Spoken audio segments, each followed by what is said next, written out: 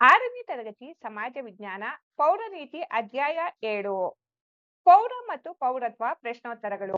ಮುಖ್ಯ ಪ್ರಶ್ನೆ 1. ಖಾಲಿ ಬಿಟ್ಟ ಸ್ಥಳಗಳನ್ನು ಸೂಕ್ತ ಪದದಿಂದ ಭರ್ತಿ ಮಾಡಿ. 1. ಪೌರತ್ವ ಪಡೆಯುವ ಎರಡು ಸಾಮಾನ್ಯ ವಿಧಾನಗಳೆಂದರೆ ಡ್ಯಾಶ್ ಮತ್ತು ಡ್ಯಾಶ್. ಉತ್ತರ ಸಹಜ ಪೌರತ್ವ ಮತ್ತು ಸಹಜೀಕೃತ ಪೌರತ್ವ. ಪೌರತ್ವ ಪಡೆಯುವ ಎರಡು ಸಾಮಾನ್ಯ ವಿಧಾನಗಳೆಂದರೆ ಸಹಜ ಪೌರತ್ವ ಮತ್ತು ಸಹಜೀಕೃತ ಪೌರತ್ವ. 2. ಸ್ವ ಇಚ್ಛೆಯಿಂದ ಪೌರತ್ವ ತ್ಯಜಿಸುವುದನ್ನು ಡ್ಯಾಶ್ ಎನ್ನುವರು. ಉತ್ತರ ಪರಿತ್ಯಾಗ. ಸ್ವ ಇಚ್ಛೆಯಿಂದ ಪೌರತ್ವ ತ್ಯಜಿಸುವುದನ್ನು ಪರಿತ್ಯಾಗ ಎನ್ನುವರು. 3. ಭಾರತದಲ್ಲಿ ಡ್ಯಾಶ್ ಪೌರತ್ವ ವ್ಯವಸ್ಥೆ ಇದೆ. ಉತ್ತರ ಏಕ. ಭಾರತದಲ್ಲಿ ಏಕ ಪೌರತ್ವ ವ್ಯವಸ್ಥೆ ಇದೆ. ಮುಖ್ಯ ಪ್ರಶ್ನೆ 2. ಕೆಳಗಿನ ಪ್ರಶ್ನೆಗಳಿಗೆ ಉತ್ತರ ಬರೆಯಿರಿ. ಪ್ರಶ್ನೆ 1. ಪೌರ ಎಂದರೆ ಯಾರು?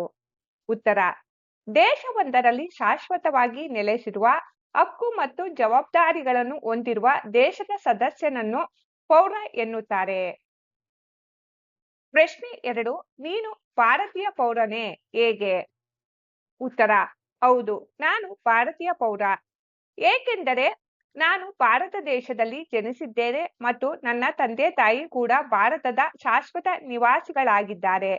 ಜನನದ ಮೂಲಕ ನನಗೆ ಭಾರತದ ಪೌರತ್ವ ಸಿಕ್ಕಿದೆ. ಪ್ರಶ್ನೆ 3. ಪೌರತ್ವವನ್ನು ಪಡೆಯುವ ಎರಡು ವಿಧಾನಗಳನ್ನು ತಿಳಿಸಿ. ಉತ್ತರ ಪೌರತ್ವ ಪಡೆಯಲು ಮುಖ್ಯವಾಗಿ ಎರಡು ವಿಧಾನಗಳಿವೆ. 1. ಸಹಜ ಪೌರತ್ವ. ಇದು ಜನನದ ಮೂಲಕ ಅಥವಾ ವಂಶ ಪಾರಂಪರ್ಯದ ಮೂಲಕ ತಾನಾಗಿಯೇ ದೊರೆಯುತ್ತದೆ. 2. ಸಹಜೀಕೃತ ಪೌರತ್ವ.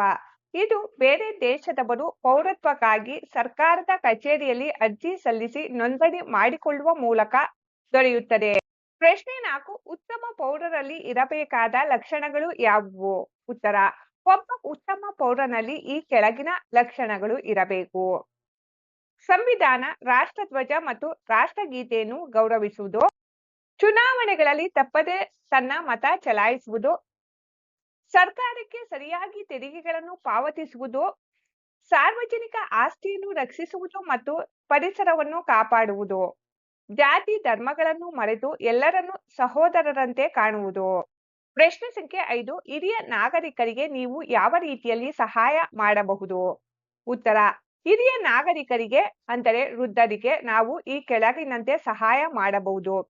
ರಸ್ತೆ ದಾಟುವಾಗ ಅವರ ಕೈ ಹಿಡಿದು ರಸ್ತೆ ದಾಟಿಸುವುದು, ಬಸ್ಸು ಅಥವಾ ರೈಲಿನಲ್ಲಿ ಅವರಿಗೆ ಕೂರಲು ನಮ್ಮ ಆಸನವನ್ನು ಬಿಟ್ಟುಕೊಡುವುದು, ಅವರ ಭಾರವಾದ ಬ್ಯಾಗು ಅಥವಾ ಸಾಮಗ್ರಿಗಳನ್ನು ಹೊರಲು ಸಹಾಯ ಮಾಡುವುದು, ಮನೆಯಲ್ಲಿ ಅಥವಾ ಸಾರ್ವಜನಿಕ ಸ್ಥಳಗಳಲ್ಲಿ ಅವರೊಂದಿಗೆ ಪ್ರೀತಿ ಹಾಗೂ ಗೌರವದಿಂದ ನಡೆದುಕೊಳ್ಳುವುದು.